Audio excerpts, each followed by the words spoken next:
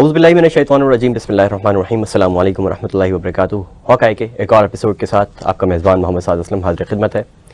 मोहतरम अदनान मिर्ज़ा साहब एक बार फिर हमारे साथ स्टूडियो में मौजूद हैं। बहुत बहुत शुक्रिया आपकी आमद का। और अदनान भाई, अफसोसनाक एक वाक़या पेश आया है जो एक बार फिर हमारे जो ईमान है हम सब का और हमारा जो दीन का जज्बा है उसको टेस्ट करने की कोशिश की गई है। बेसिकली एक बार फिर स्वीडन में कुरान की बेहुरमती की गई है, जलाया गया है बाकायदा। और ये सब हुआ है तुर्किया की जो एम्बेसी है उसके बिल्कुल सामने। पस मंज़र थोड़ा सा उसके ऊपर थोड़ी सी बात कर लेते हैं कि इसकी क्या वजह है कि तुर्किया की एम्बेसी के सामने ही किया है। और तुर्की के अंदर तो बहुत ज़बरदस्त इसके ऊपर जो है वो एहतजाज भी हो रहे हैं और सारी चीज़ें। और तुर्की ने एक और बहुत ज़बरदस्त स्टैंड लिया, उसके बारे में भी आप बताइएगा कि जो नेटो के हवाले से, तो इसके ऊपर आपकी राय। जी, हम इसमें थोड़ा सा पीछे जाते हैं कि इसको कॉन्टेक्स्ट दें। शुरू आप देखें, ये जब सीरिया के अंदर जब से ये मसला चला था, पहले वहाँ पर सिविल वॉर हुई, फिर उसके बाद ये मुख्तलिफ पावर्स जो हैं उसके अंदर इन्वॉल्वमेंट हुई इन लोगों की। और उसमें तुर्की है, यूएस है, रशिया है, इसराइल है, यूरोप इन्वॉल्व है, सऊदीया और यूएई वगैरह। तो यहाँ पर जो इंटरेस्ट है, जितनी भी कंट्रीज़ हैं सबके अपने अपने इंटरेस्ट हैं। उसमें जो सीरिया के अंदर डिफरेंट पार्टीज़ जो लोकल भी हैं, उसमें आपका एक तो बशार अल असद हैं, वो क्योंकि शिया गवर्नमेंट है उनके साथ, अल-अलवी हैं वो बेसिकली, वो शियाओं का भी एक डिफरेंट सेक्ट है। और फिर जो उसके अलावा जो वहाँ पर जो मेजॉरिटी लोग थे वो सुन्नी हैं, और फिर इधर एथनिकली वहाँ पर कुर्द भी हैं और अरब्स भी हैं। ठीक है। अब कुर्द लोगों का हमने पहले भी डिस्कस किया था कि ये जो कुर्द कौम है ये बेसिकली मुसलमान है, लेकिन ये 4 मुख्तलिफ कंट्रीज़ में डिवाइडेड हैं। ये जब 40s में जब वर्ल्ड वॉर 2 के बाद से जो कटाए ये नए मुल्क बने थे, तो उनको उस वक्त इन्होंने अंग्रेज़ों का उस वक्त साथ दिया था, और उस वक्त अंग्रेज़ों ने उनको कहा था कि हम आपको जो है ना एक कंट्री बना के देंगे, लेकिन वो उस तरह हुआ नहीं। और अब ये जो है ना सीरिया, तुर्की, ईरान और इराक में ये कुर्द कौम है। एनीवेज, तो अब कुर्द जो है सीरिया का जो नॉर्दर्न हिस्सा है और वो तुर्की का सदर्न हिस्से उस पट्टी पे, तो उधर एक ग्रुप है PKK।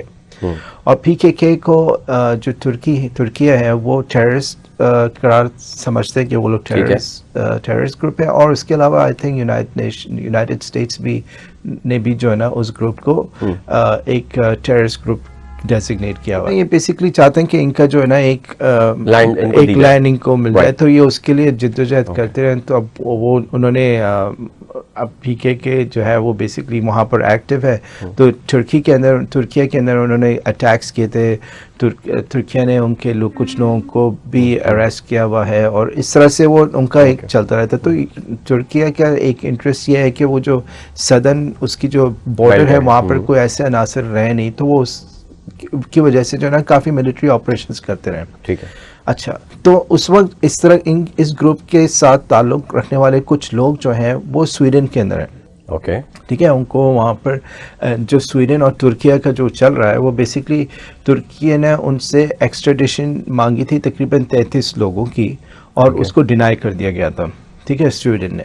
ठीक है। फिर पिछले साल फरवरी के अंदर रशिया और यूक्रेन का सिलसिला स्टार्ट हुआ। ठीक है, और वो अभी तक चल रहा है। तो ये जो स्वीडन है ये स्कैंडिनेवियन कंट्रीज़ में आते हैं। ये 5 कंट्रीज़ हैं आपका इसमें, नॉर्वे, स्वीडन, फिनलैंड, डेनमार्क और आइसलैंड। तो जो नॉर्वे, स्वीडन और फिनलैंड है ना, ये बिल्कुल रशिया के साथ लगते हैं ऊपर लाइन से है। तो फिनलैंड तो बहुत ज़्यादा करीब है, लेकिन नॉर्वे का कुछ ऊपर वाला हिस्सा जो है ना आके लगता है, और स्वीडन भी वहाँ पर।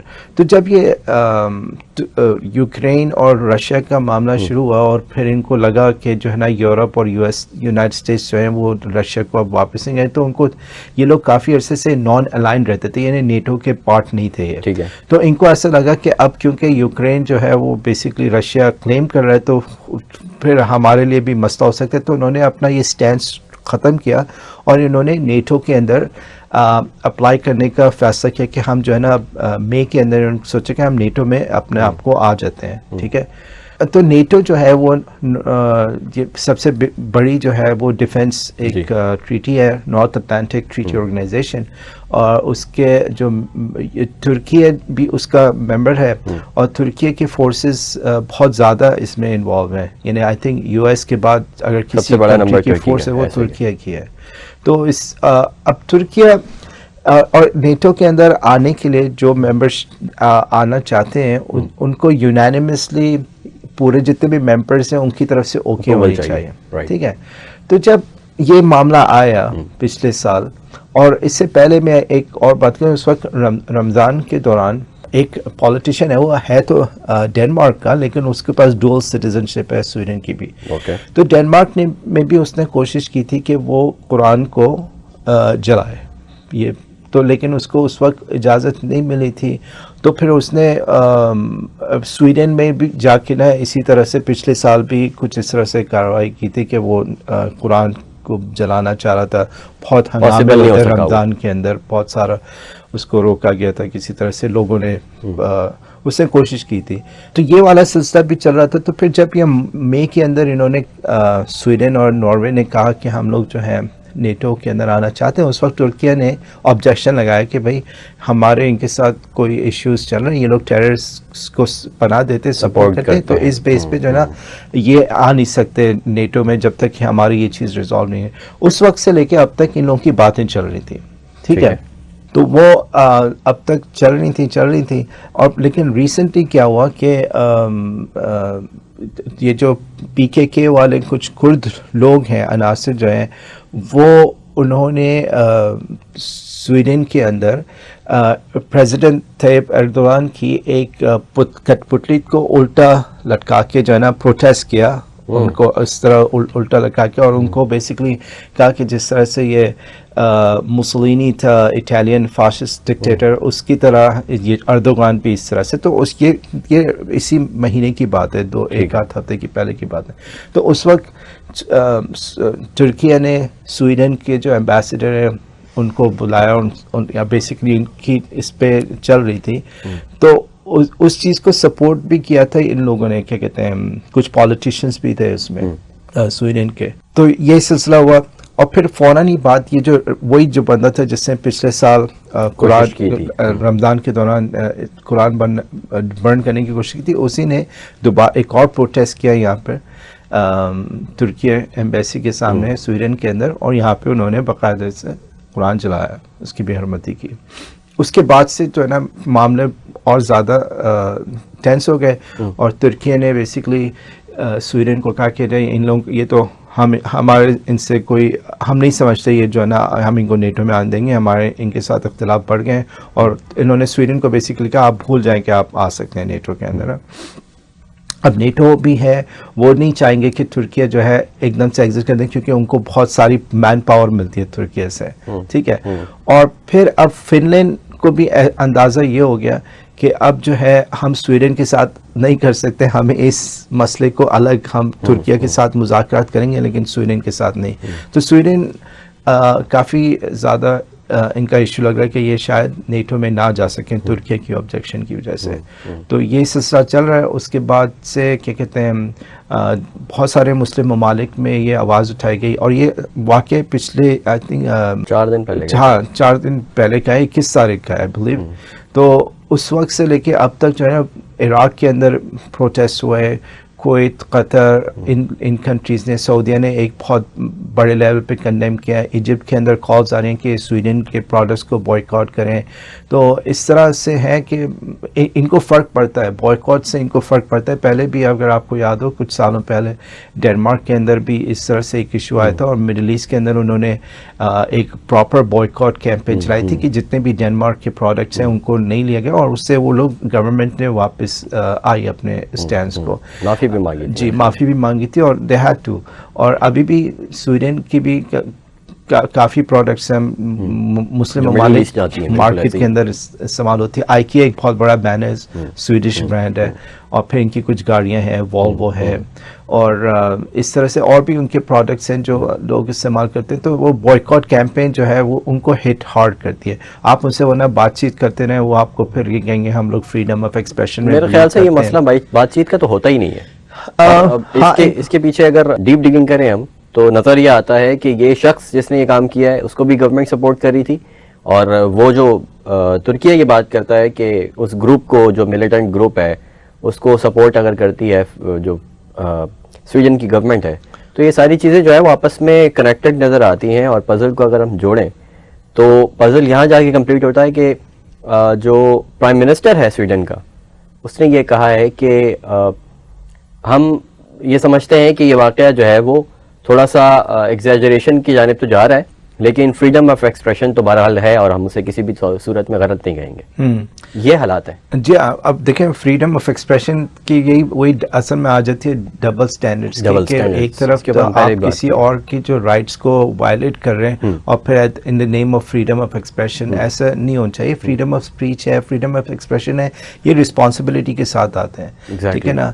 अब ये कुरान जलाना, ये तो एक पागल इंसान की एक उसकी ईगो का हिस्सा है, वो बस उसको ये किसी तरह से वो इस चीज़ को जला करके वो अपने आप को पॉलिटिकली ऊपर लेके आ रहे हैं, क्योंकि वो सेंटिमेंट्स है, यूरोप के अंदर सेंटिमेंट्स हैं, उनका एक नैरेटिव है, उस नैरेटिव के खिलाफ कोई भी कोई काम ऐसा करता है तो वो ना उससे उनका स्पोक्स पर्सन बन रहा है। बिल्कुल, जिस तरह से अपना इंडिया के अंदर बहुत सारे पॉलिटिशियंस हैं, वो कंट्रोवर्शियल बात अगेंस्ट मुस्लिम्स इसीलिए करते हैं ताकि वो पॉलिटिकली वो सारा उनकी पॉलिटिक्स की वजह यही है जी।